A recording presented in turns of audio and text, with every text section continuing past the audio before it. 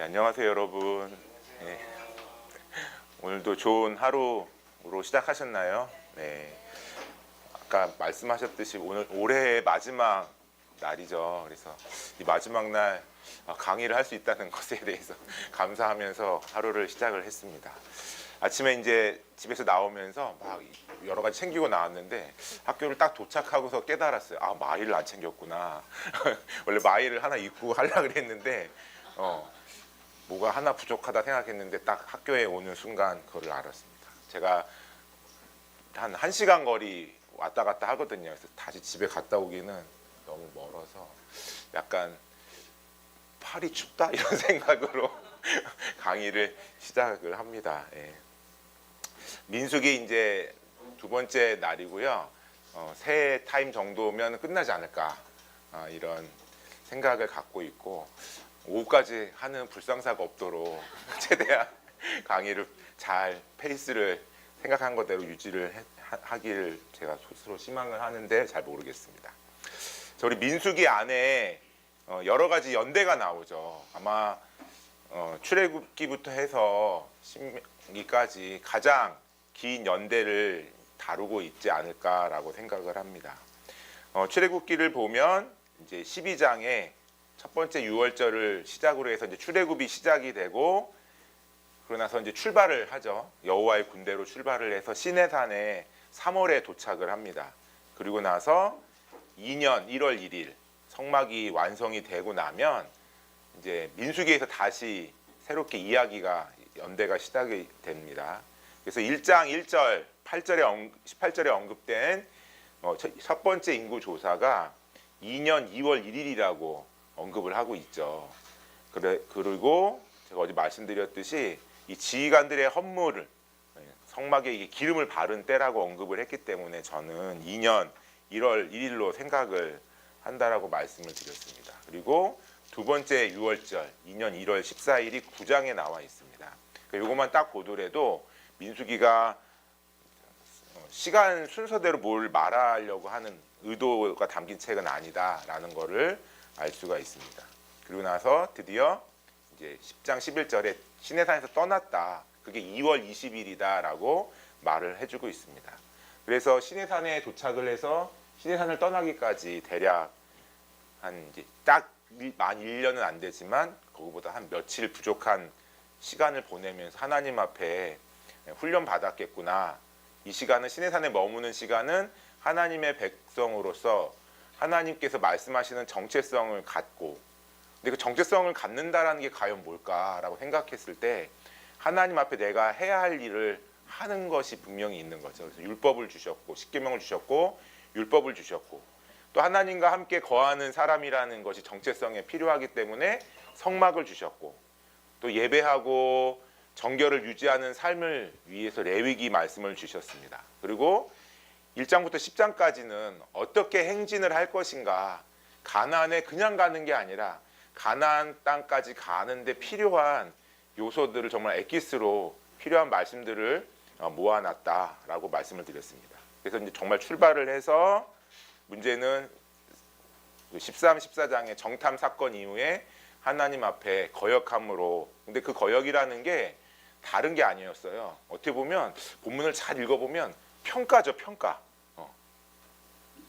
그러니까 우리는 거역하면 되게 적극적으로 내가 하나님이 마치 요나처럼 니느웨로 가라 하는데 다시스 가는 거 이 정도만 거역으로 생각을 하지만 13, 14장을 잘 묵상을 해보면 하나님이 나에 대해서 A라고 말씀을 하시는데 내가 B라고 우기는 것도 거역이구나.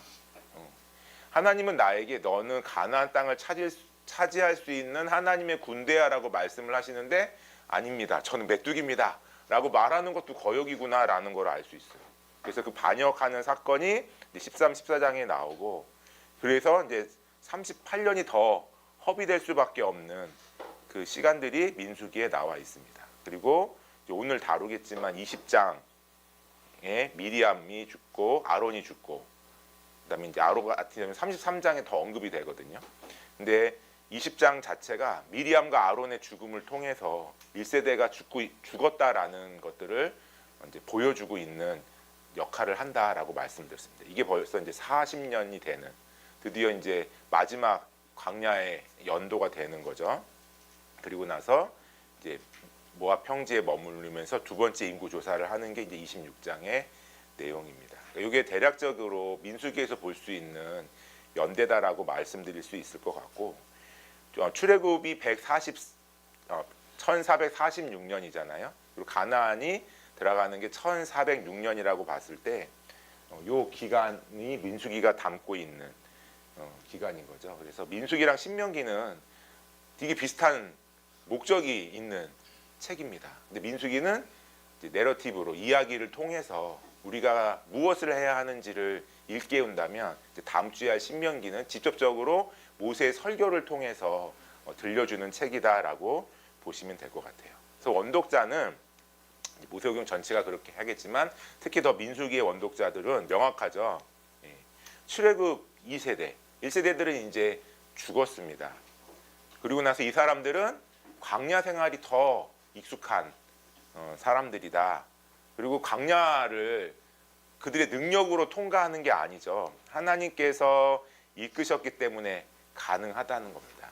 여기까지는 이 사람들이 하나님 안에서 갖고 있는 정체성이라고 말할 수 있다면, 이제 지도자의 교체라는 것도 가나안에 들어가기 전에 맞닥뜨릴 수 있는 가장 큰 문제라는 겁니다. 여러분, 거의 40년을 모세가 이끌어 왔잖아요.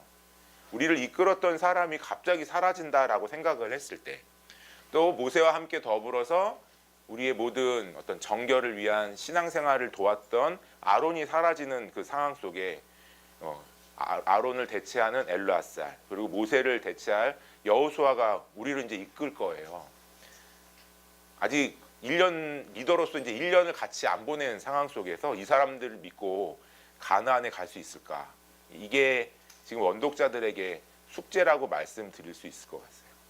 그런데 민수기는 얘기를 하고 또 신명기도 얘기를 하는 거죠. 과거를 한번 뒤돌아보면 우리가 이 시간을 보냈던 것이 우리에게 있지 않다라는 것을 명확하게 얘기해요. 왜요? 믿음 좋은 것이 별로 기록되어 있지 않잖아요.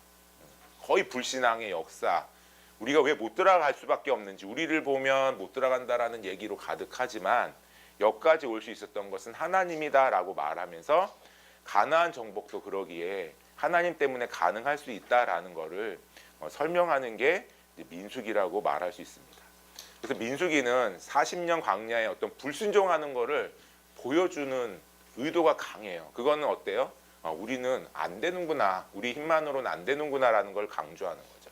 근데 그게 아니라, 그랬다면은 광야에서 끝났겠지만 하나님이 세대를 바꾸시면서 새로운 사람들을 세워가시면서 하나님이 신실하게 일하시는 것들을 발견을 하게 하는 또 책이 민수기고, 지금 곧 가나안에 들어가기에 앞서서 우리 안에 무엇이 필요한지 하나님이 또 말씀을 하시는데 그 하나님이 동일하게 신실하시다라는 것들을 민수기가 보여줍니다.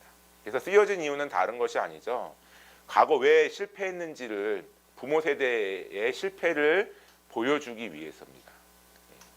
그래서 실패했던 이유 중에 여러 가지 있잖아요. 특히 이제 11장, 12장에서 저는 이제 세 가지로 제 나름대로 정의를 했고, 꼭 이거는 제 정의를 따를 필요는 없고 여러분들이 관찰한 걸 갖고 그 근거를 얘기하면 되죠. SBS는 해석이 어떻게 나와요? 감으로 나와요? 관찰하는 거 나오잖아요. 그래서 관찰을 계속 하는 거예요. 벌써 꽤 오래됐죠. 한 8년 됐나? 이제 데이비드 해밀턴, 우리 BRI를 만든 그 분이 와서 그 말씀사역 세미나 게더링을 한 적이 있거든요. 근데 그때 이제 어떤 간사님이 질문을 한 거예요. 어떻게 성경 공부를 하십니까? 되게 기대되지 않습니까? 대가는 과연 어떻게 성경 공부할 것인가? 근데 그분의 대답은 본인은 지금도 하루에 2시간씩 관찰을 한다는 거예요. 성경 읽는다. 어떻게 우리를 겸손하게 만들잖아요. 우리는 책을 펼치는 순간 해석이 되기를 해석도 그냥 평범하면 안 돼. 뭔가 남과 다른 그걸 원하잖아요. 근데 SBS는 되게 우리를 겸손하게 하는 것 같아요. 그냥 관찰을 꾸준하게 하는 거죠. 제가 1년차 때 병행관탐한테 강의 준비 어떻게 하죠? 여쭤봤을 때 그냥 학생 때랑 똑같다고 관찰하시다가 거기서 나오는 거다라고 그 강의 준비의 기초가 된다라고 말씀을 하셨습니다. 그러니까 여러분 그냥 여러분들이 보는 거가 근거가 돼서 해석을 하시면 되는 거고 그 훈련을 하는 건데 저는 제가 본 관찰에서는 나온 해석은 11장 12장은 인도하심에 대해서 공급하심에 대해서 그다음에 권위에 대해서 불순종했을 때 이 비전을 향해 나아가는 것들이 무너진다 하는 것들을 발견을 했거든요. 그게 우리가 정말 하나님 앞에 떠나게 하는 거고 공동체를 무너뜨리게 하는 거구나 라는 건데 이제 그러한 것들을 민수기 안에서 대표적으로 보여주는 거죠. 그리고 나서 하나님이 계속 원하시는 거는 이제 회개하고 정결을 유지하는 것. 특히 오늘 이제 그 부분들을 많이 다룰 건데 17장부터 해갖고 거기에 보면 하나님이 원하시는 그 회복의 방법들도 언급을 하고 있습니다. 그래서 이것들 원리가 동일하다는 거예요. 광야 안에 있던 가나안 안에 있던 그러니까 신명기는 노골적으로 이제 가나안 땅에서 어떻게 해라라고 말하고 있지만 민수기는 이제 과거를 통해서 동일하게 그렇게 해야 한다라는 것들. 그래서 하나님은 가나안 땅에 아직 들어가지도 않았는데 나는 거기서 이러한 규례를 받을 거야. 심지어 이 사람들이 최고의 바닥에 있을 때에도 나는 그렇게 할 거야라고 얘기를 하시잖아요. 문제는 내가 1세대가 될 것인가 2세대가 될 것인가 내가 결정을 하는 거죠. 그래서 이제 이러한 이유들을 민수기가 이제 인구 조사를 하면서 이제 가나안 땅에 우린 들어갈 수 있다라는 것들을 이제 확인해 주는 거죠. 그래서 언약에 신실하신 하나님이 계시기 때문에 이 모세오경 자체는 정말 언약을 말씀하고 특히 창세기에 있는 그 언약이 어떻게 실현되는가 하는 것들 잘 관찰하는 것도 되게 중요한 포인트인 것 같아요. 그리고 그 가운데 하나님의 백성들을 향하여서 하나님이 인간은 아니지만 우리 사람들처럼 막 질투하시고 분노하시고 하지만 또 은혜와 긍휼을 베푸시는 그 하나님을 보여주고 있다라는 겁니다. 그래서 다시 한번 이제 구조 흐름을 설명을 드리면 1장부터 10장은 가나안 땅으로 향할 때 무엇으로 갈 것인가, 어떤 힘으로 갈 것인가 하는 것을 보여준다고 저는 이제 해석을 하는 거죠. 그리고 나서 내가 그렇게 준비되었다고 해서 동일한 믿음으로 가는 게 아니잖아요. 동일한 믿음으로 가는 게 아니라 죄로 인해서 연약함으로 인해서 그 믿음이 떨어질 때 그걸 불순종이라고 말할 수 있는 거죠. 그랬을 때 정말 바닥까지 갈 수 있는 거죠. 그럼에도 불구하고 거기서 하나님의 회복이 있는 것들을 11장부터 25장에서 볼 수 있고 26장부터 36장은 이제 가나안 땅 안에 이제 들어갈 거예요. 그러면 가서 무엇을 할 것인지 어떻게 거기서 살 것인지를 주로 많이 다루고 있다 하는 것들을 볼 수 있습니다. 그러니까 민수기는 사실은 군사로서 숫자를 세면서 시작을 하지만 훈련이 하나도 안 나와요. 그렇죠? 군대 훈련이 안 나와요. 오직 믿음과 관련된 이게 군대구나라는 것을 볼 수 있습니다. 그래서 어제 했던 걸 잠깐 복습을 해보면 1장부터 10장까지는 이제 가나안 땅을 향해 갈 때 어떤 원리로 무엇을 준비해야 될 것인가. 그래서 첫 번째 고려할 것은 어떻게 행진하고 어떻게 멈출 것인가 하는 거였죠. 그래서 1장부터 4장까지는 갈 때는 하나님을 따라가는 거고 멈출 때는 하나님 중심으로 멈추어 있다라는 것들을 보았고요. 그다음에 뒤에 있는 행진 같은 경우에는 하나님의 구름 인도를 따라서 그러니까 우리로 치면 음성을 듣는 거죠. 함께 음성을 듣고 같이 가는 거예요. 근데 같이 갈 때 그 나팔의 역할이 있었다. 함께 가기 위한 그 일들이 있었다라는 것을 보여주었습니다. 또 두 번째로는 함께 가는 팀이니까 하나님과의 관계, 사람들과의 관계가 필요한데 5장 같은 경우에 지난해 어떤 사람들로 유지할 것인가. 그래서 세 가지 이제 단락들을 보았는데 첫 번째로는 진영 밖으로 내보낼 자를 언급했죠. 이거는 비전을 향해 나갈 때 정결하기 위해서 애써야 된다라는 것을 보여주고 있습니다. 그러니까 오늘날 시각으로 어떤 질병의 차원으로 이거를 보는 것이 아니라 원리를 말씀하시는 거거든요. 누군가를 병 걸렸다고 차별하라는 이야기가 아니라 이거는 정결의 문제라는 겁니다.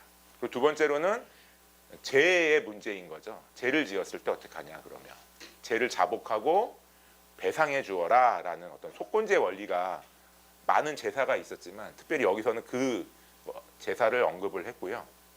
세 번째로는 한 가정에서 남편이 아내를 의심하는 거죠. 근데 그 당시에 문화로서는 그냥 남편의 의심만으로서도 처벌할 수 있지만 어때요? 계속 강조되는 것이 여호와 앞에서. 그래서 판단은 하나님이 하신다. 그러니까 이 공동체의 어떤 의심의 문제 앞에서 하나님께 나아갈 거를 그 원리를 설명을 한다라고 5장은 말하고 있습니다. 그러고 나서 사람들과의 관계만 중요한 것이 아니라 하나님과의 관계가 중요하잖아요. 왜냐하면 이거는 가나안이라는 비전을 향해 언약을 향해 나아가는 이 공동체이기 때문에 하나님과의 관계는 유월절이라는 거를 강조하고 있어요. 뭐예요? 우리를 구원하신 하나님. 그 하나님을 잃어버리면 안 되는 거예요. 그래서 다른 절기는 못 지키면 그냥 그만인데 유월절은 한 달 후에라도 꼭 정결의 시간을 거친 후에 지키라고. 만약에 부정하게 돼서 못 지키든지 여행 때문에 못 지켰다라고 하면 한 달의 시간을 줘서라도 반드시 이거는 꼭 하나님과의 관계는 정비해야 된다라는 것들을 보여줬습니다. 그 다음에는 헌신이 필요한 거죠. 비전을 향해 나아갈 때 저절로 되는 건 없잖아요.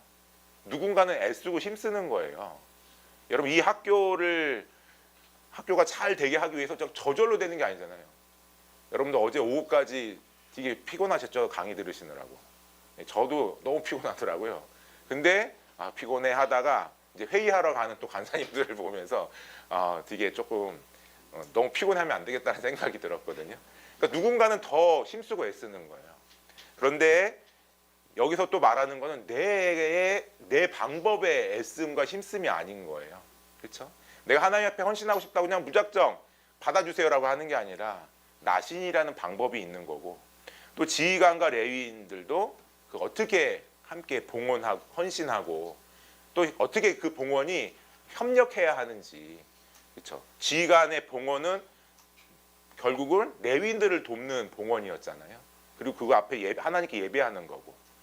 그래서 레위인들이 주님께 드려졌을 때 이 지휘관과 레위인의 봉헌 사이에 이 등불이 켜지는 그 모습을 하나님이 말씀하셨어요. 그러니까 이 하나님의 임재는 누군가의 헌신인 거고, 근데 그 헌신은 각자의 열심이 아닌 거예요. 방향이 다 다른 열심이 아니라 서로 섬기고 도와주고 서로 애쓰는 그러한 봉헌이구나라는, 헌신이구나라는 것들을 우리가 또 말씀을 통해서 보았습니다. 그리고 나서 이 가나안 땅을 향해 갈 때, 이 언약의 땅으로 향해 갈 때 제사장의 축복이 되게 중요하다라고 말씀드렸습니다. 뭐예요? 하나님과 얼굴을 맞대는 그 힘으로 간다.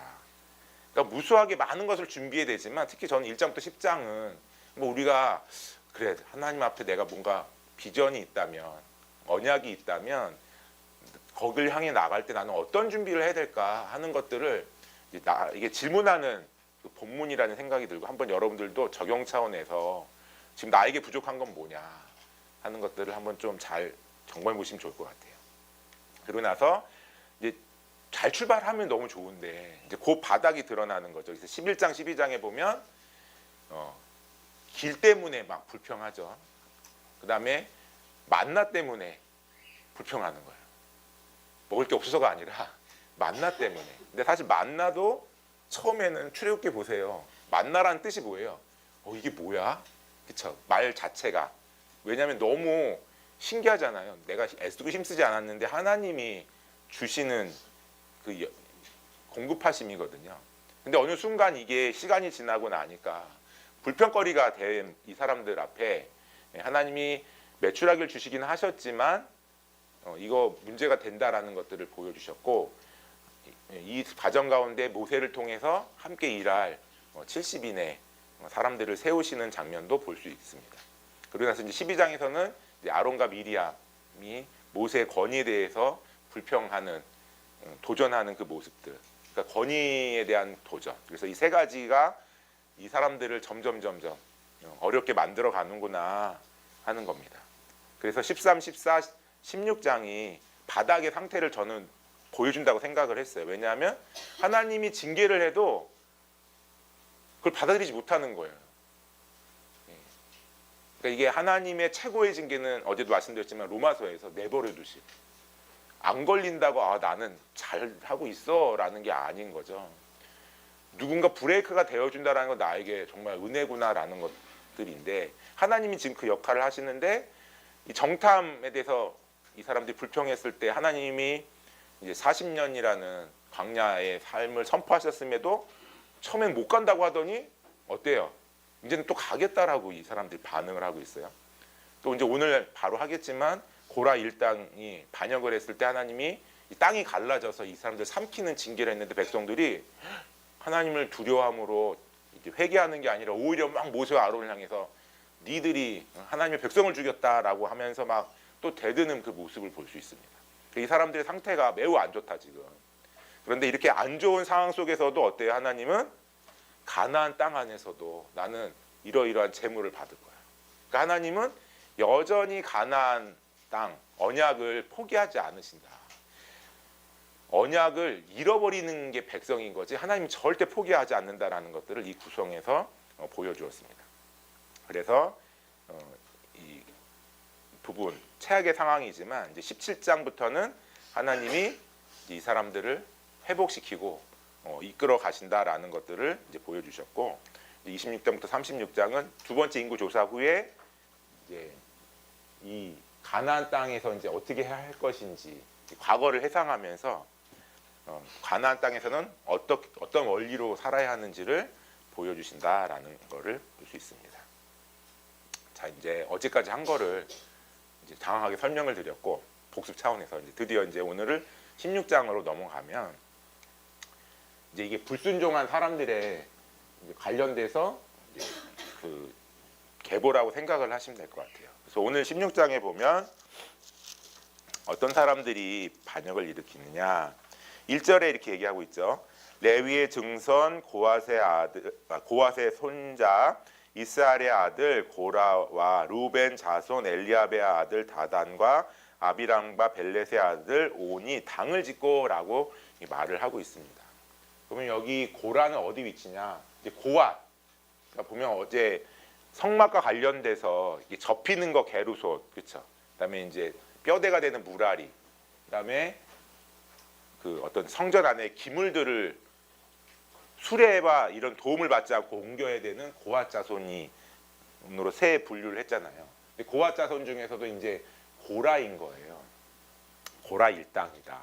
근데 여러분 이게 계보를 보면 고라는 아론과 모세와 어떤 관계예요? 사촌인 거예요.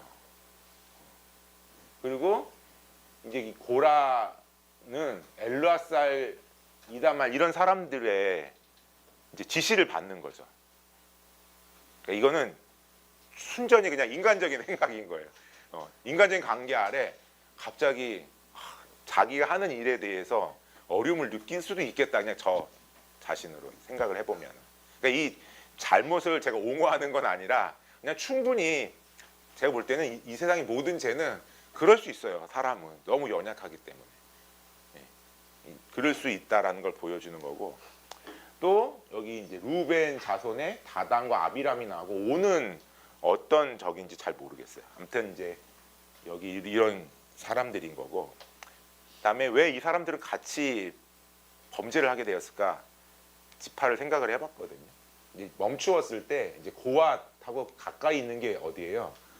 루벤이잖아요. 그러니까 이런 거 보면 그래 이게 이웃을 잘 만나야지라는 생각도 해봅니다. 그러니까 이런 구성의 관계의 위치를 한번 생각을 해볼 수 있는 거예요. 그러니까 자꾸 이제 고라의 어려움 그리고 또 같은 진영 근처에 사는 르우벤한테 전염된 건가 이런 생각도 한번 해볼 수 있을 것 같아요. 근데 이 사람들이 중요한 거는 당을 지었다라는 말이 저는 참 눈에 들어왔거든요. 일단은 이제 뭐 레위인들끼리만 해도 당일 텐데 보면 레위인을 넘어서서 이제 루벤 자손까지 이제 연결이 되는 거잖아요. 근데 이 사람들 보면 이제 당을 짓고 모세를 거역하는 거죠. 예. 근데 이 모세에 대한 공격은 사실은 아론에 대한 공격인 거예요. 예.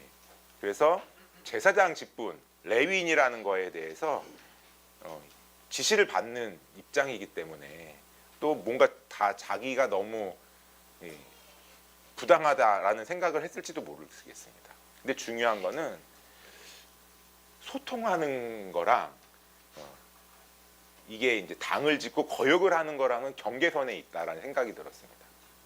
어려우면 가서 얘기를 하면 어땠을까라는 생각을 해보지만 이 사람들은 당을 짓고 이 직분, 이 구조에 대해서 문제를 삼았는데 중요한 건 본인들은 본인들 나름대로 논리를 갖고 지금 일을 하는 거예요. 세상에 다 어떤 사람들이든 다 이유가 있어. 그런데 들어가 보면 이 성경에서 말하고 있는 거는 여호와를 거스리는 거고 여호와를 멸시하는 거다라고 성경은 말하고 있어요. 그러니까 이게 내가 지금 마음에 어려운 불만들을 일어났을 때 잘 분별하는 게 필요하구나라는 걸 생각을 해볼 수 있어요. 저는 얼마든지 불평 생길 수 있지 않아요? 여러분들한테 불평을 불러일으키는 건 아니고 충분히 그럴 수 있어요. 그런데 그게 진리가 돼서는 안 되고 나를 움직이게 하는 어떤 기준이 돼서는 안 된다라는 거죠. 왜냐하면 잘 분별해야 하는 거는 이거는 잘못하면은 어떻게 돼요? 하나님을 거스리고 하나님을 멸시하는 게 된다. 그러니까 우리가 잘 분별할 필요가 있다라는 거야. 이 고라와 르우벤 자손들이 특히 르우벤 자손들은 지휘관 250명이다라고 언급을 하고 있어요. 그러니까 이 사람들도 나름대로 공동체 안에서 여러분 장정만 60만인데 250이면은 높음 있지 않을까요? 그러니까 이 사람들이 하나님 어떤 이유에서 출발했던지 간에 이것은 하나님이 세우신 권위에 대한 도전인 거고 처음엔 불평으로 시작했지만 이거는 제사장직과 지도자 자리에 대한 욕심일 거다. 만약에 이 사람들이 성공했으면은 고라 일당이 제사장 가문이 되고 르우벤이 모세 역할을 했을까? 이런 생각도 한번 해봤는데 하나님이 그걸 이제 막으시는 거죠. 이때 지도자들은 얘기를 하는 거예요. 이게 성막봉사가 작은 일인가? 그리고 너무나 이게 본인들에게 공격받는 거기 때문에 하나님한테는 돌아보지 말아달라고 하나님 앞에 나아가서 엎드리고 하나님께 기도하는 거죠. 그리고 모세와 아론이 이제 이 해준과 이 사람들은 이제 분리하는 일들을 물론 하나님이 그렇게 하라고 하시지만 이런 것들을 볼 수 있습니다. 그랬을 때 하나님은 이 사람들 불만에 많은 사람들이 동조를 지금 하고 있어요. 그래서 회중 전체를 순식간에 다 멸하려고 하지만 모세의 중보기도에 적극 가담자와 이제 분리를 하시는 거죠. 그래서 고라, 다단, 아비람이 장막에서 떠나라고 말씀하시고 땅이 갈라져서 이제 이 사람들 고라에게 속한 이 사람들이 땅 속으로 들어가게 되는 것들을 볼 수 있습니다.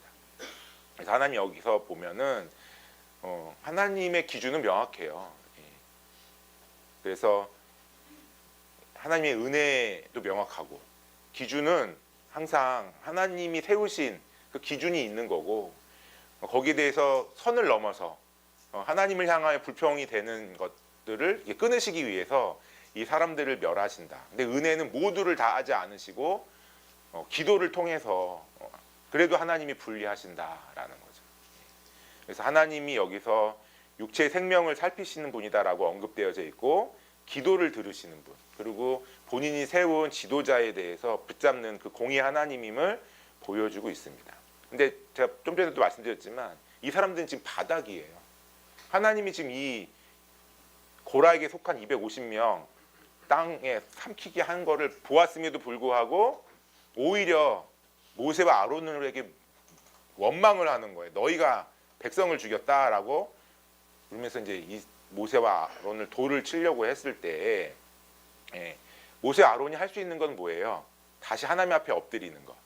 그리고 하나님의 명령을 따라서 이 향로를 취하여서 이때 하나님이 막 연병을 돌게 하시잖아요. 그래서 회중과 연병 사이를 가로막는 것. 이 일을 하는 게 리더라는 것들을 볼 수 있습니다. 그래서 이 사람들이 원래는 이 반역을 일으킨 사람만 징계를 받으면 되는 건데 하나님의 징계를 보고 나서도 계속 불평을 하다 보니까 연병이 도는 거죠. 그래서 이 아론의 이 향로가 가로막으면서 이게 멈추었지만 그 사이에 14,700명이나 죽었다. 순식간 전염병 아닙니까? 그렇죠?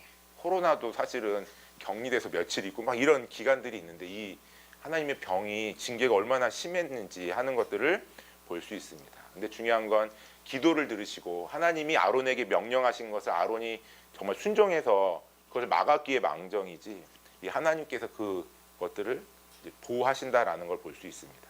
그래서 여기서도 마찬가지로 하나님은 본인이 세우신 지도자들을 보호하고, 그 다음에 중요한 건 38절부터 40절에 하나님을 잊지 않도록 징표를 주셨다라는 것들을 우리 본문에서 살펴볼 수 있습니다. 최악의 상황을 지금 이제 우리가 본 거예요.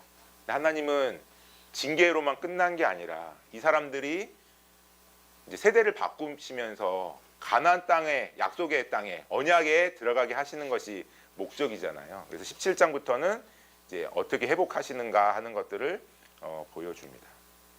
그래서 잠깐 내용만 살펴보면 아론의 쌍난 지팡이를 통해서 건의가 누구에게 있는지 하는 것을 보여주세요.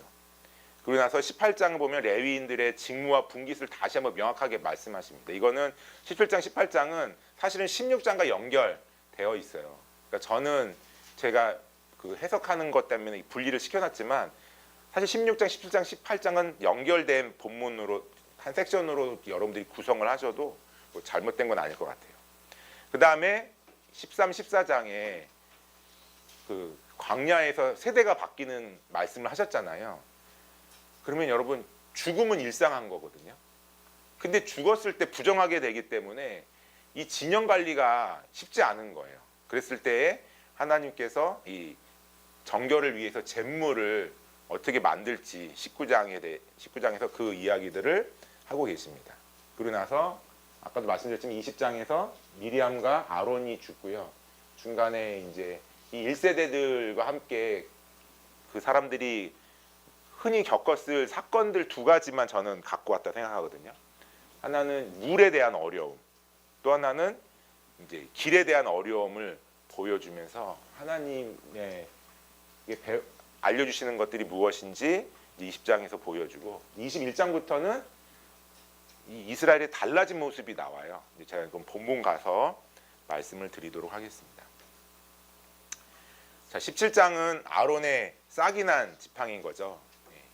충격적인 사건입니다. 왜냐하면 이제 고라의 일당 250명이 땅이 갈라서 죽는 사건, 그다음에 이제 14,000명 이상이 연병 때문에 죽는 사건들을 경험한 후잖아요. 사실 딥스습이 되게 중요하죠. 근데 하나님은 다시 한번 알려주기를 원하신 거예요. 권위에 대해서, 하나님이 함께 하신다는 거에 대해서 알려주시려고 하는 사건이 17장이다 하는 겁니다. 그래서 하나님은 각 조상 가문에 따라서 지팡이를 하나씩 내라라고 말씀을 하고 12지파의 지휘관의 이름을 쓰게 하는 거죠. 그리고 이제 레위의 지팡이에는 아론의 이름을, 대제사장의 이름을 쓰게 했습니다. 그리고 나서 이제 증거계는 뭐예요? 하나님의 임재를 상징하는 그곳에 두게끔 하신 거예요. 그래서 하나님이 택한 자의 지팡이에서 싹이 난다. 하나님 누구를 택하시는가 하는 겁니다. 그래서 이스라엘 자손이 너희에 대해서 원망하는 말을 내 앞에서 멈추게 하라. 그러니까 이거를 역으로 생각을 해보면 이 사건을 겪으면서 원망이 잦아들지 않는 거야.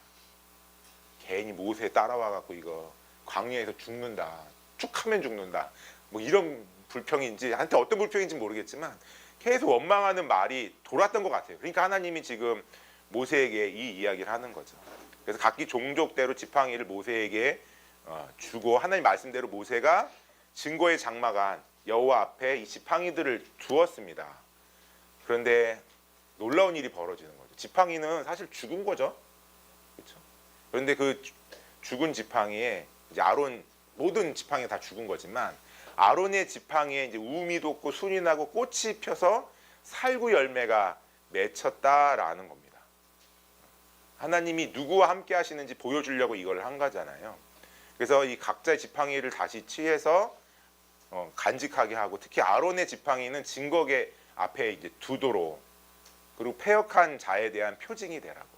여기서 말하는 패역은 하나님께 지금 불순종하고 있는 그러한 사람들에게 이 지팡이를 말씀을 하는 거죠. 그래서 이 살구잖아요, 살구. 근데 이 살구가 성경 안에 저는 한 번 더 나오는 걸 발견한데 바로 예레미야 서거든요. 예레미야가 소명을 받을 때 하나님이 살구나무 가지를 보여주세요. 그러니까 예레미야가 저는 너무 어려서 부족해서 할 수 없어요. 이 일을 할 수 없어요라고 얘기를 했을 때 하나님이 이제 살구 가지를 보여주거든요. 근데 이 살구 가지가 사실은 이제 언어 유인 거예요. 그래서 살구가 쇼케드인 거고, 이거랑 자음은 같은데 모음이 달라지면 이제 동사형이 되는 거는 샤케드하고 해서 지켜보다. 쇼케드 샤케드 지금 헷갈리는데 하여튼간 지켜보다라는 뜻의 동사가 돼요.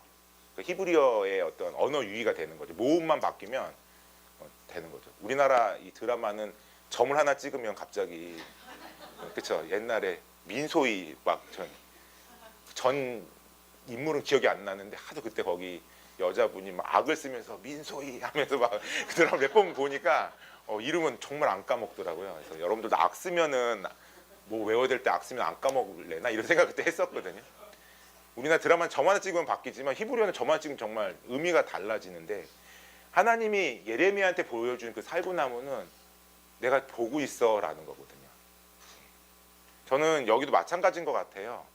왜 하필이면 꽃 중에 살구가, 그쵸? 근데 하나님이 동일한 것 같아요. 리더를 향해서 지켜보고 있다. 근데 여기는 약간 이중적인 의미도 있을 것 같아요. 패역한 자들에게 대해서 지켜보고 있다. 하나님 보고 계시다. 하나님의 눈이 지금 이 사람들한테 있는 거예요. 자신의 백성들에게. 건의에 대해서 자꾸 헷갈리니까 이거를 꼭 지켜야 된다라고 말씀을 하시는 거죠. 키르기스탄을 이제 제가 민수기 강의하러 한번 2014년에 간 적이 있는데 벚꽃 같은 게 막 있는 거예요. 근데 이제 거기 선교사님이 이건 벚꽃이 아니라 살구 꽃이에요라고 말씀하셨어요. 되게 비슷하더라고요. 근데 거기가 이제 뭐냐면 아몬드예요. 아몬드가 되는 거. 그러니까 우리는 살구랑 아몬드가 같은 건가라는 생각이 들지만 보면 중국 성경도요. 사실은 번역이 아몬드로 되어 있더라고요. 중국 분들 대상으로 민수기 한번 강의한 적이 있는데 제가 막 이걸 살구라고 얘기했더니 본인들은 그냥 아몬드로 다 이해를 하시는 거예요. 그러니까 보면 오늘날에 이제 아몬드 꽃, 아몬드 열매라고 보시면 되죠. 하나님이 지켜보신다라는 의미가 거기에 담겨져 있다라는 거예요. 그러니까 하나님은 이걸 왜 지금 말씀하셨느냐? 알려주기 위해서. 근데 백성들의 반응은 하나님 알겠습니다라고 했으면 너무 좋을 텐데 우리는 죽게 되었습니다. 우리가 다 망해야 되겠습니까? 라고 하는 게 저는 약간 의아한 반응이었습니다. 그런데 아마 이렇게 반응하는 건 백성들 대부분의 마음 상태를 보여준다고 생각해요. 왜냐하면 하나님이 패역한 자에 대한 표징이 된다라고 말씀을 하시고 나서 이 사람들의 반응이거든요. 그러니까 이 공동체가 지금 어떤 상태에 어떤 수준이라는 것을 보여주는 거죠. 하나님은 지금 징계하시고 나서 이 사람들이 회개를 해야 되는데 그러지 못하는구나. 하나님이 알려주셔도 잘 모르는구나 라는 것들을 여기서 볼 수 있습니다. 그러니까 지금 1세대가 왜 실패했는가. 지금 엔진을 잃어버린 거예요. 제가 1장부터 10장의 핵심은 뭐라 그랬어요? 아론의 제사장 축복. 하나님의 얼굴을 맞대고 가는 거거든요. 근데 여러분 얼굴을 맞대고 간다라는 거는 친밀함의 상징 아닙니까? 그 KTX 같은 거 옛날에 타다 보면 중앙석은 서로 마주보게 돼 있는 석들이 자리가 있는데 이제 그 같은 동행끼리 마주보면 이제 가는 내내 뭐 간식도 먹고 얘기도 하는 자리가 되겠지만 모르는 사람하고 가면은 너무 괴로운 자리인 거죠. 서로 쳐다봐야 된다는 거. 2시간을 가더라도 막 너무 힘든 시간인 것 같아요. 1세대가 바로 하나님과 마주보는 거에 대해서 지금 잃어버리고 있다, 힘을. 그러니까 이 강야를 넘을 수 없는 것은 정말 1세대에 갖고 있는 믿음이었구나라는 것들을 다시 한번 볼 수 있는 것 같아요. 이런 표현들을 보면. 그리고 나서 하나님이 이제 제사장과 레위인의 어떤 직무와 몫에 대해서 알려주시는 겁니다. 아론과 그의 자손, 레위 지파는 각각의 할 일이 있는 거예요. 근데 공통적으로 할 일은 뭐냐면 성소에 대한 죄를 함께 담당한다. 죄 처리. 왜냐하면 이거가 있으면 정결할 수 없고 정결하면 하나님과 동행할 수 없는 거거든요. 하나님의 임재를 경험할 수 없고. 그리고 그 죄 있는 상태에서 하나님 앞에 막 가면 죽으니까, 그래서 이 가까이 하지 못하도록 하는 이 역할들을 하는 공통의 임무가 있습니다. 그런데 아론과 그의 자손 제사장들은 죄에 대해서 직접적으로 처리를 하는 일들이에요. 왜냐하면 제사를 돕는 사람들이기 때문에. 그리고 제단과 휘장 안의 모든 일들에 대한 책임이 이 사람들에게 있지만, 레위인들은 돕는 책임이 있어요. 돕는 책임. 그리고 성소의 기구와 제단에는 가까이 하지 못하고 여호와의 소유로 아론과 그 자손에게 주어진, 소속되어 있는 사람이다라고 여러분 성경은 이야기를 하고 있습니다. 그래서 제사장의 몫이 있어요. 뭐냐면 거제물 또는 요제물로 해서 하나님 앞에 이렇게 드려지는 것들입니다. 그래서 이렇게 드는 거를 거제, 이제 흔드는 거를 요제라고 볼 수 있는데, 어떤 것들을 갖게 되느냐 하는 것들을 이제 여기서 보여주는 거죠. 그리고 보면 우리 레위기에서 했잖아요. 그래서 대부분의 번제는 하나님께 다 드리는 거고, 그렇죠? 소제, 속제제, 속건제 같은 경우에는 제사장만. 그다음에 이제 화목제 같은 경우에는 정말 특이하게 그 제사를 드린 사람과 이웃이 함께 할 수 있는 그런 거죠. 그리고 화목제에도 이제 제사장목이 있는 거고. 근데 이제 그런 것에 대해서 더 세밀하게 다시 한번 언급을 하시는 거고. 또 한 가지는 이제 제사와 관련돼서 제물에 대한 것이 이제 제사장의 몫이라면, 또 하나는 이제 처음 익은 열매와 처음 난 모든 생축이 다 제사장 거다라고 이야기를 합니다. 그런데 중요한 거는 이 사람과 부정한 짐승은 어떻게 하느냐, 못 드리잖아요. 그럴 때는 이제 5세겔로 이제 성전세 같이 내는 거죠, 세겔을. 그래서 이제 그러한 일들에 대해서 이야기를 하고 있습니다. 그다음에 이제 레위인의 몫은 뭐냐? 레위인의 몫은 쉽게 말하면 일반 백성들의 11조는 레위인 거예요. 레위인에게 바쳐집니다. 자세한 내용은 설명 안 드릴게요. 그냥 큰 것만 말씀드리고. 그런데 레위인도 11조를 내죠. 근데 그 레위인은 제사장 거예요. 11조는. 그리고 일반 제사장의 11조는 대제사장 거. 이제 이런 식으로 해서 11조를 갖고 이제 분깃을 삼는다라는 것들을 이제 18장에서 이야기를 하는 거죠. 그래서 다시 한번 16장에 그 사건이 있었기 때문에 어때요? 17장, 18장에서 권위가 누구에게 있는지, 그리고 각각의 임무가 무엇인지, 그리고 각각의 재물의 몫이 어떤 건지 보여주는 겁니다. 이거는 이미 앞부분에서 나왔던 내용들 가지고 충분히 유추해 볼 수 있지만, 하나님이 다시 한번 이 권위를 세워주기 위해서 의도적으로 말씀을 하셨다라는 겁니다. 그러나서 이제 문제는 13, 14장에서 광야에서 어떻게 됐어요? 1세대가 죽는다라는 거거든요. 그래서 싸움에 나갈 20세 이상 남자들이 60만이 넘었어요. 근데 여자들까지 치면은 120만이 넘는 거잖아요. 근데 여러분, 그냥 제가 계산해 봤거든요. 60만만 치고 39년이라고 치면 1년에 15,384명, 5명 이 정도가 죽는 거예요. 15,000. 그리고 이거를 365일로 계산을 하면 하루에 42,000명씩 죽어요. 42명, 죄송합니다. 하루에 42명, 42.146, 149 이렇게 들어가더라고요. 장례가 하루에 42건이 나는 거예요. 제가 이제 성황교회 다니거든요. 근데 이제 장례가 뜨면은 이제 전교인한테 문자가 가는 것 같아요. 근데 정말 성황교회는 커서 그런지 일주일에 한두 건은 장례 나는 걸 많이 보거든요. 그러니까 뭐 교회가 커도 그 정도인데, 이 공동체 안에 죽음이라는 게 하루에 42예요. 42 하루에. 얼마나 죽음이 일상화된 거예요. 근데 이거 하다 보면은 부정해지는데, 그러면 행진하라 그러면 이거 어떻게 되는 건가? 이게 너무 사실은 이게 광야를 가는 게 쉽지 않았겠다. 여러분 60만을 쳐도 42명인 거고, 만약에 이걸 120만으로 치면 84명이 되는 거죠. 이게 죽음이 되게 일상화된 거예요. 그랬을 때 하나님은 되게 특이하게 말씀하시는 게 붉은 암송아지로 태우는 거예요. 예, 그래서 흠이 없는 아직 멍에를 매지 않은 붉은 암송아지. 예, 그래서 그 암송아지를 진 밖으로 끌고 가서 잡고 제사장이 그 피를 찍어 성막 앞에 취하여 7번 뿌린다. 이게 속죄할 때 나오는 거죠. 그래서 암송아지를 태우고 가죽, 고기, 피, 똥까지 완전히 다 태우는 거예요. 그래서 이 송아지를 태울 때 백항목, 우슬초, 홍색실을 불 가운데 던지는 거고, 그리고 이 송아지를 태운 재를 진 밖에 보관해서 이 재를 갖고 이제 정수를 만드는 거예요. 그러니까 이 사실은 기독론적으로 이게 의미가 있죠. 이 죽음에 부정하게 된 상태를 이 붉은 암송아지의 재로 태운 걸로 해서 어떻게 돼요? 정결하게 된다라는 그 의미가 있는 거잖아요. 그래서 레위기의 모든 제사와 어떤 정결례는 예수님의 어떤 기독론적인 예표가 된다면 사실은 이 붉은 암송아지의 제도 예수님의 예표라고도 볼 수 있어요. 우리의 죄를 깨끗하게 하시는.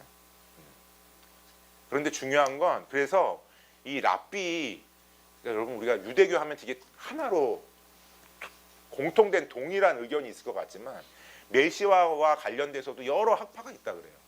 그래서 지금도 붉은 암송아지를 찾으러 다니는 그런, 혹시 이 붉은 암송아지 이게 메시아가 온다는 증표로 생각하는 랍비들도 있다 그래요. 네. 오늘날에도 사실 그러니까 예수님을 잃어버리면 유대교에서 지금 하고 있는 일들이 너무 이상하게 보이는 게 너무 많죠.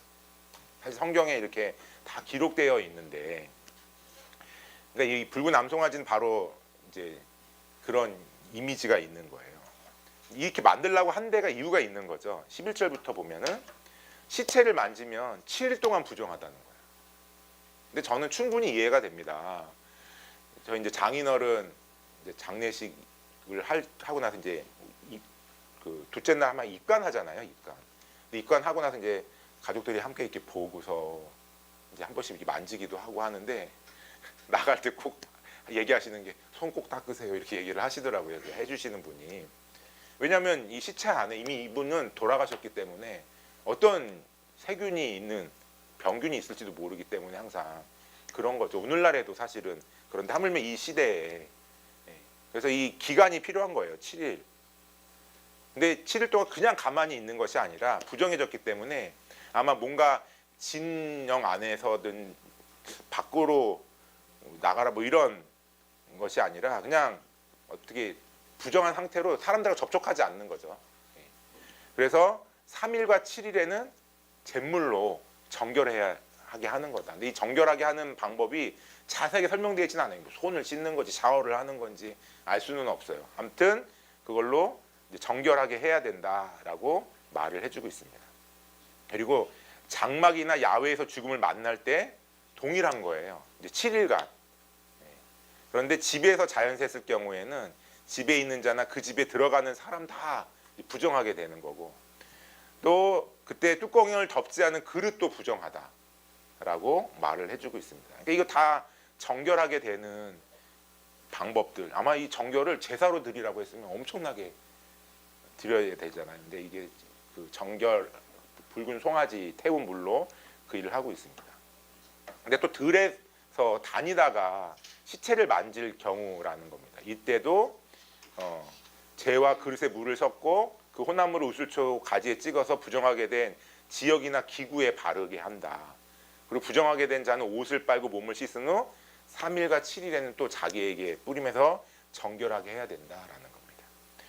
19장에서 다시 한번 정결을 강조하고 있거든요. 근데 특히 죽음과 관련된 정결이에요.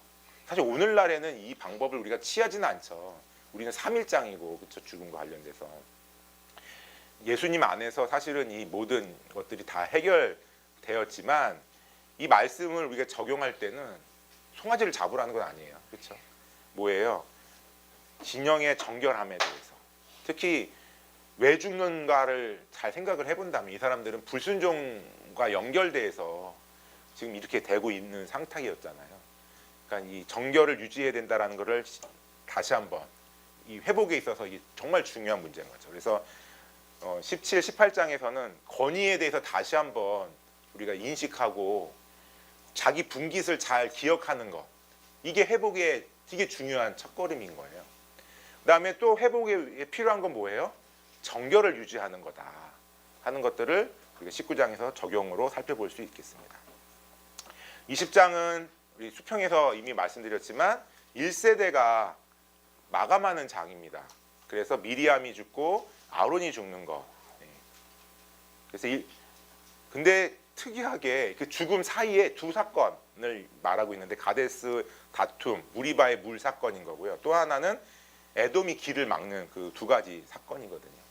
좀 전에도 말씀드렸지만 저는 이 광야 40년을 정말 단적으로 보여주는 일 같아요.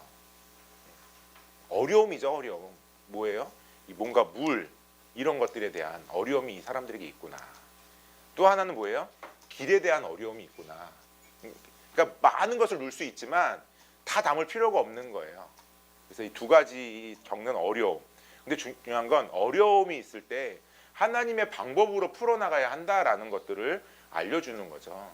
어렵다고 그냥 내 감정, 내 마음대로 하는 거는 아니다라는 겁니다. 그래서 이 신광야 가데스 무리바에서 물이 없어요. 그러니까 백성들이 막 모세와 아론을 향해서 또 불평하는 거죠. 민수 읽어보면 리더의 중요한 임무는 불평을 듣는 건가, 막 이런 생각이 막 들었어요. 그냥 무슨 일만 생기면 다 그냥 불평이 글로 가는 거예요. 그 사람들이 어떤 거 상관없이. 근데 결국은 중요한 거는 내가 리더한테 불평하는 게 어느 순간 도가 지나치면 저는 어려움을 충분히 얘기할 수 있을 거라고 생각이 들어요. 근데 그게 어느 순간을 도가 넘어가면 이게 하나님까지 가는 거예요.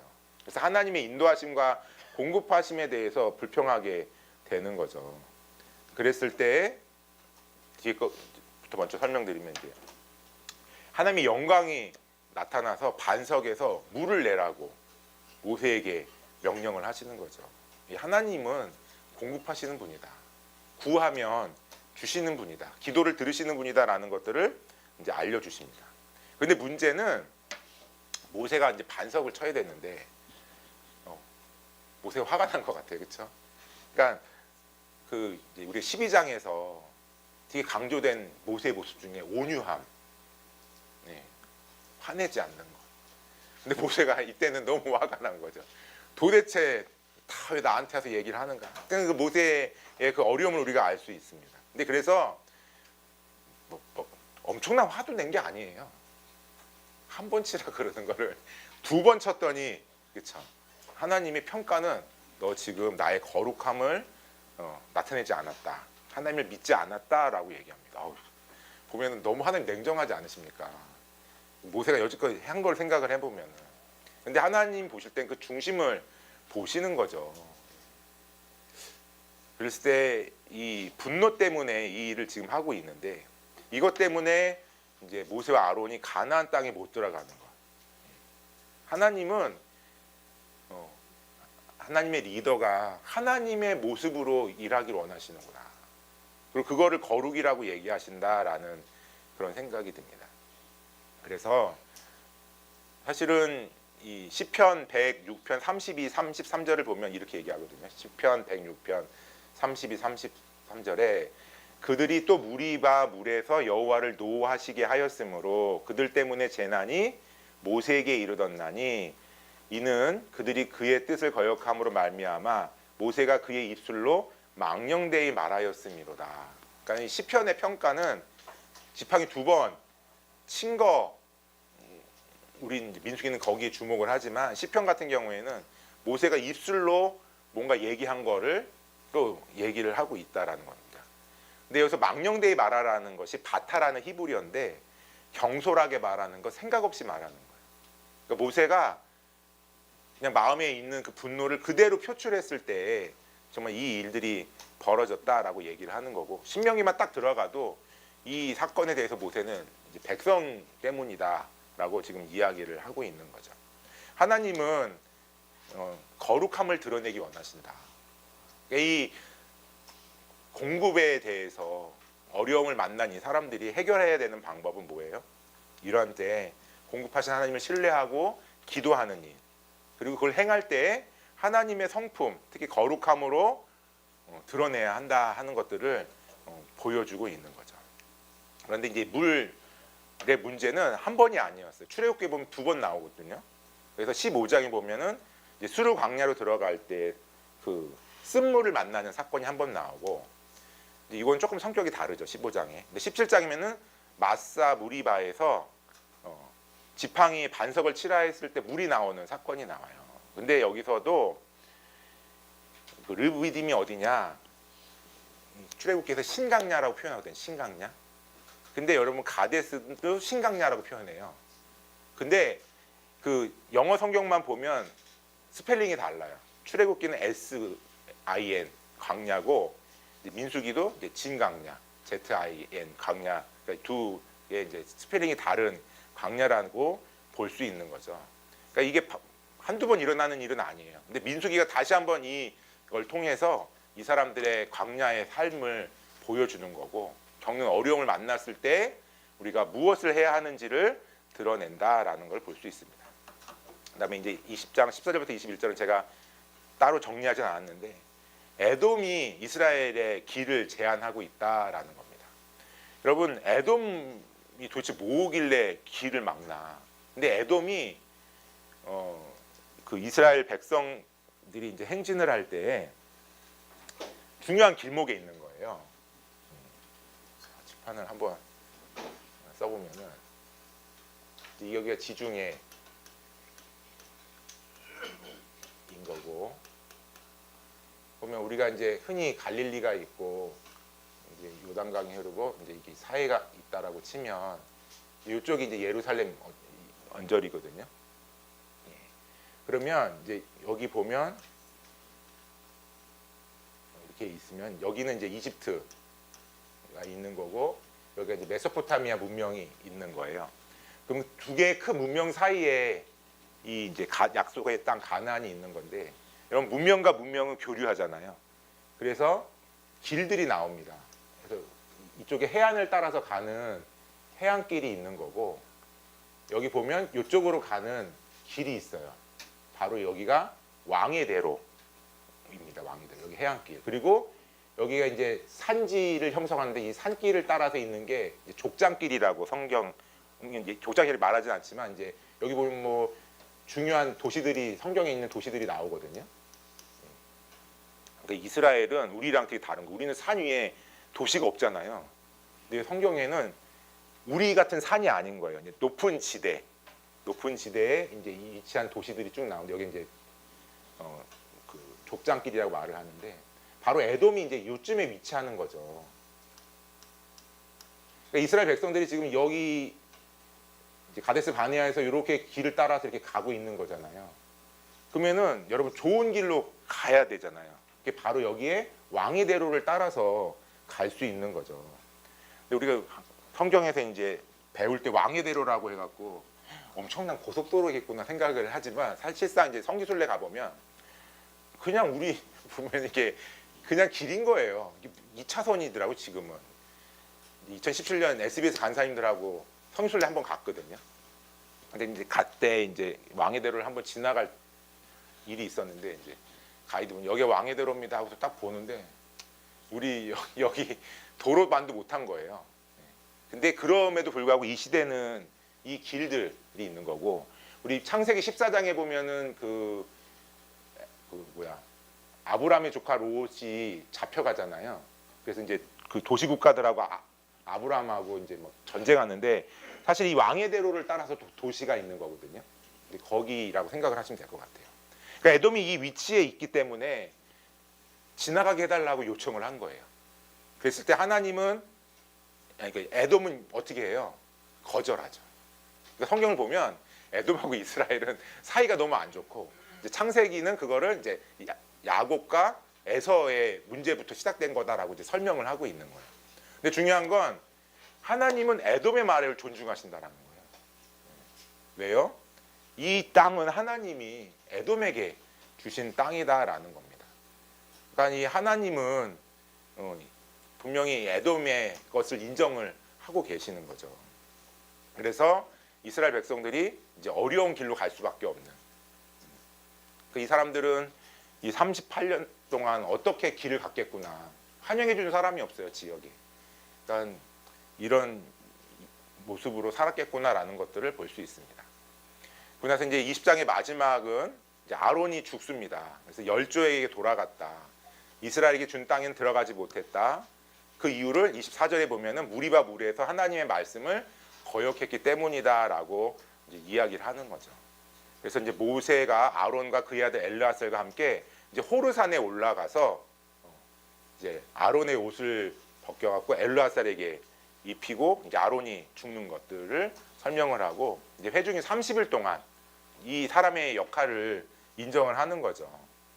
그래서 30일 동안 슬퍼했다라고 설명을 하고 20장이 마무리되는 거죠. 그래서 계속 반복하지만 20장은 1세대가 이제 끝났구나 하는 것들을 이제 상징적으로 보여줍니다. 그래서 21장부터는 이 정도로 회복했어 하는 모습들이 나오는데 그거는 좀 쉬었다가 하도록 할게요. 이제 10시까지 쉬면 될 거예요. 네네.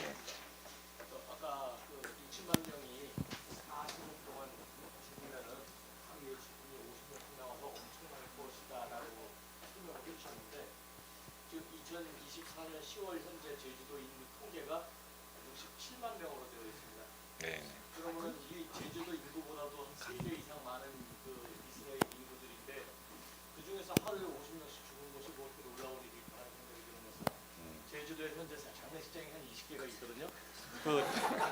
그 장례식장에 하루에 2명씩 들어오면은 와 제주도 지금 난리 났다. 하루에 장례식장에 매일 2명씩 들어와 이런 현상이 나타나는 것 같은 그런 걸 말씀하시는 것 같아서 조금 그런 게 있고요. 두 번째 질문은 그 모세가 반석에게 명해서 하나님께서는 이제 그 20장 8절에서 반석에게 명하여 물을 내라 이렇게 얘기했는데 아까 강사님 말씀하시기에는 한 번 치라 그랬는데 2번 쳐갖고 이렇게 됐다라고 설명해 주시는 부분이 있어서 이제 그 부분은 어떻게 좀 할까 하고 일단 그냥 그렇게 좀 제가 관찰했던 거하고 좀 달라서 한번 질문 한번 드리고. 근데 이제 제주도는 어디를 인구가 다 함께 어디 갈 필요가 없어요, 그렇죠? 이 사람들은 지금 가나안 땅을 향해 같이 진을 치고 가는 거기 때문에 저는 이제 문제로 보는 거고 왜냐하면 장례 났으니까 7일 후에 따라오세요 이런 건 아닐 거란 말이에요. 그러니까 이게 그리고 이 사람들이 밀집되어 있었기 때문에 부정은 전이돼요. 그러니까 지금 이 상태 안에 그러기 때문에 제가 하나님 그러니까 본문을 하면서 강조했던 거는 이 죽음 때문에 부정해진 것이 더 퍼지지 못하게 하기 위해서 하나님이 이제 정결해지는 걸 강조하는 거고 그래서 제물을 만들라고 하신 거고 그다음에 이제 두 번째 질문은 제가 끝이 흐려지셔갖고 잘 이해를 못했는데 한 번 칠 걸 2번 쳐서 한 번 칠 거 2번 친 것이 아니라 명령하라고 했는데 반석을 쳤기 때문에 라고 표현하는 게 맞지 않을까? 네. 그렇죠. 그게 맞는 것 같아요. 명령하라고 했을 때 반석을 친 거를 2번 친 거를 예. 그렇죠. 그거죠. 예. 그 시대 광야에서의 그 장례 문화는 어떠했을까요? 잘 모르겠어요. 네. 근데 보통 주고 나면은 분리시키는 거죠. 네. 그래서 이 시대는 아니지만 신약 같은 경우에 이제 동굴 안에 들여 놓는 거잖아요. 그러니까 죽는 거를 만지고 접촉하는 거는 부정해지기 때문에 되도록이면 분리시키는 게 문화였을 거라고 생각이 듭니다. 그 시대 장례 문화를 알면 조금 이해하기가 쉬울 것 같은데요. 한번 찾아 보시면 좋을 것 같습니다. 좀 잘 쉬십시오.